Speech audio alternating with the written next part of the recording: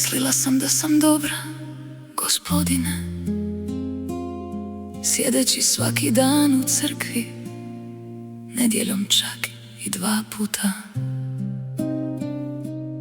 slaveći Tvoje ime u svojim pjesmama, čekajući na Tvoju naklonost. Mislila sam da sam dobra, bježeći od raznih zala i raznih neprilika. Nadala se samo dobrim plodovima, blagoslovima i Tvojim milim pogledima,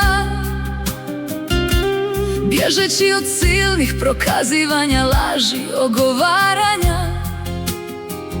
Mislila sam da sam dobra, ne čineći nikome zla. Nadala se da ćeš reći, ti si bolje zavrijedila, hraneći svoju djecu, čineći djela milosrđa. Mislila sam da sam takva, tebi dovoljna. Mislila sam da sam dobra, jer se držah svih zakona.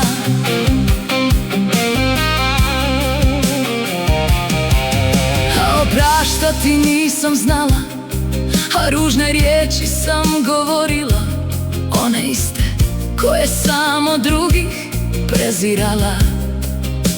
A sustigla su me sva bezakonja ovog svijeta, a u meni je želja za osvetom rasla i bijes nad raznim nepravdama, i rastao strah od straha.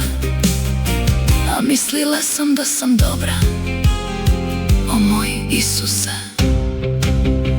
što si sve morao vidjeti, gledajući u mene, što sve čuti, nešto sve stisnuti, svoje mile oči, o moj ljubljeni Isuse.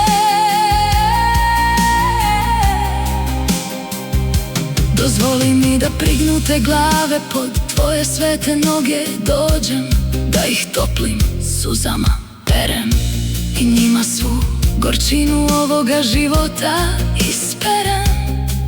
Da se prostrem čelom u tlo prignuta i tako pred Tvojim veličanstvom prostrta. Dozvoli mi da te pitam, imaš li Isuse strpljenja primiti mene ovakvu, umornu od bježanja, skrivanja, lutanja, traženja, pogrešnih skretanja, življenja. Ali Tebe, o mili Isuse, željnu, imaš li Ti još uvijek u mene povjerenja? Ima li u Tvojoj ruci još za mene milosti i blagoslova, novih saveza i novih duga?